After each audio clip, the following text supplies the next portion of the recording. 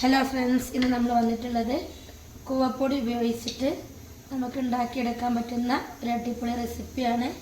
വൈകുന്നേരങ്ങളിലൊക്കെ മക്കൾ വരുമ്പോൾ നമുക്ക് ഉണ്ടാക്കിയെടുക്കാൻ പറ്റുന്ന ഒരു ഐറ്റമാണ്. നമ്മൾ ആദ്യം തന്നെ കൂവപ്പൊടി ഒന്ന് കലക്കി വെക്കുക. ജസ്റ്റ് കൂവപ്പൊടി കട്ട കുത്താതിരിക്കാൻ വേണ്ടിയിട്ടാണ് നമ്മൾ ഇതേപോലെ ജസ്റ്റ് ഒന്ന് കലക്കിയെടുക്കുന്നത്. നിങ്ങൾക്ക് എത്രയാണോ കൂവപ്പൊടി വേണ്ടത് അതിനനുസരിച്ച് നിങ്ങൾ എടുക്കാം. നമ്മൾ ഇനി വേണമെന്നുണ്ടെങ്കിൽ ലേശം കൂടി ഇട്ട് കൊടുക്കാം. കൂവപ്പൊടിക്ക് പഴക്കം ചെല്ലുന്നിടത്തോളം ടേസ്റ്റ് കൂടിട്ട് അത് വേറെ കാര്യം. നമ്മൾ ഇതേപോലെ കൂവപ്പൊടി നന്നായിട്ടൊന്ന് ഇളക്കിയെടുത്തിട്ടുണ്ട്. ഇങ്ങനെ ഇളക്കിയെടുക്കാൻ ശ്രദ്ധിക്കുക, കട്ട കുത്താതെ വേണം നമ്മൾ ഇത് ഇളക്കിയെടുക്കാൻ വേണ്ടിയിട്ട്. ഇത് നമ്മളെ വീട്ടിലുണ്ടാക്കിയെടുത്ത കൂവപ്പൊടിയാണ്. 1200 രൂപയാണ് ഒരു കിലോന് വില വരുന്നത് കേട്ടോ. ഇനി നമ്മളിത് നന്നായിട്ടൊന്ന് ഇളക്കിയെടുത്തിട്ടുണ്ട്. നിങ്ങൾക്ക് ആർക്കെങ്കിലും ആവശ്യക്കാരുണ്ടെന്നുണ്ടെങ്കിൽ പറഞ്ഞാൽ എത്തിച്ചു തരുന്നതാണ്. നമ്മൾ വീട്ടിലുണ്ടാക്കിയ കൂവപ്പൊടിയാണ്. നമ്മളൊരു പാൻ അടുപ്പത്ത് വെച്ചിട്ടുണ്ട്. അതിലോട്ട് ശർക്കരപ്പാനി ഒഴിച്ചു കൊടുക്കാം. അപ്പം നമ്മൾ ശർക്കരപ്പാനി ഒഴിച്ച് കൊടുക്കുകയാണ്. ചട്ടി നല്ല ചൂടുള്ള ചട്ടിയാണ്.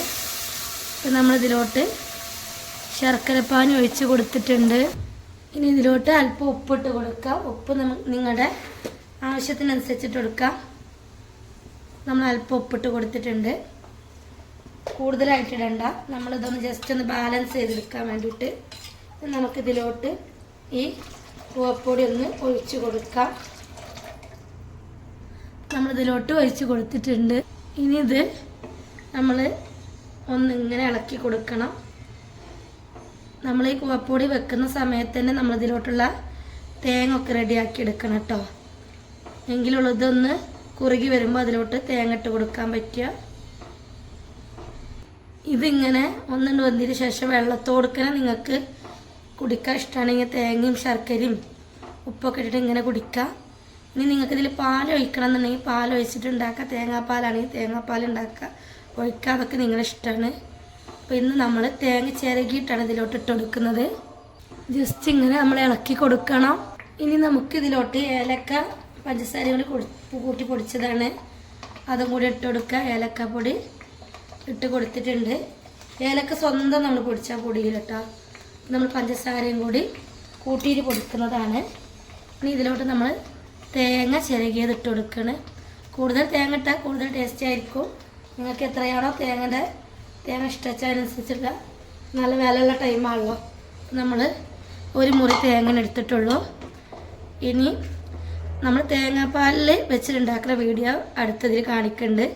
ഇതിൽ നമ്മളിപ്പോൾ തേങ്ങ ചിരകി ഇട്ടത് എന്താ വെച്ചാൽ നമ്മൾ ശർക്കരപ്പാനി പിന്നെ സാധാരണ നമ്മൾ കൂവപ്പൊടി എടുത്തപ്പോഴും ശർക്കരപ്പാനി ഉണ്ടാക്കിയപ്പോൾ ഇതിൽ കൂടുതലായിട്ട് വെള്ളമുണ്ട്. പിന്നെ തേങ്ങാപ്പാലും കൂടി ഒഴിച്ച് കഴിഞ്ഞാൽ നല്ല വെള്ളം വരും. അപ്പോൾ നമുക്കിത് കുറുകിയിട്ടാണ് എടുക്കേണ്ടത്.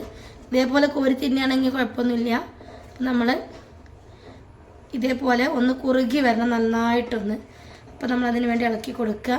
ഇങ്ങനെ കോരി കഴിക്കുകയാണെങ്കിൽ കുഴപ്പമൊന്നുമില്ല. വീഡിയോ ഇഷ്ടപ്പെട്ടാൽ ലൈക്ക് ചെയ്യുക, ഷെയർ ചെയ്യുക, കമൻറ്റ് ചെയ്യുക, സബ്സ്ക്രൈബ് ചെയ്യുക. തൊട്ടടുത്ത് കാണുന്ന ബെല്ലൈക്കണും കൂടി ക്ലിക്ക് ചെയ്താൽ ഞാനിടുന്ന വീഡിയോസിൻ്റെ മുഴുവൻ നോട്ടിഫിക്കേഷൻ നിങ്ങൾക്ക് ലഭിക്കും. പിന്നെ സംശയം ഉണ്ടെങ്കിൽ കമൻറ്റ് ബോക്സിലൂടെ ചോദിക്കുക.